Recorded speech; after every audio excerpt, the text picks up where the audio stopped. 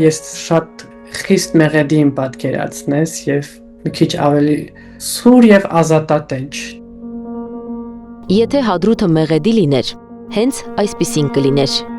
Դի մեղեդի ես պատկերացնես Հադրութի մասին։ Կոմպոզիտոր Հովիկ Սարդարյանի համար։ Նա առաջին հայ կոմպոզիտորն է, որ արժանացել է Էրնստ ֆոն Սիեմենսի կոմպոզիտորական մրցանակին։ Շատ մեծ մրցանակ եմ ստացել, ինչի համար ես շատ ուրախ եմ։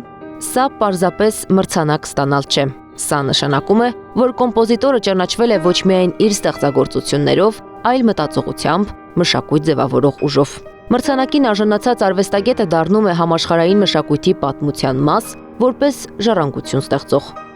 Արվեստը ապրող բան է, եթե ես այսօր եթե չկա ժամանակակից կոմպոզիտոր, մենք վաղը չէ մյուս օրը կկորցնենք այդ հասանելիությունը նաև դասական երաժշտությանը, որովհետև վերջիվերջո այն ինչով ես զբաղվում եմ, դրանով զբաղվել է թե բոլոր դասական կոմպոզիտորները, այդ թվում թե Բեթհովեն, թե Մոցարտ, այսինքն սա բնական օրգանիկ շարունակություն է։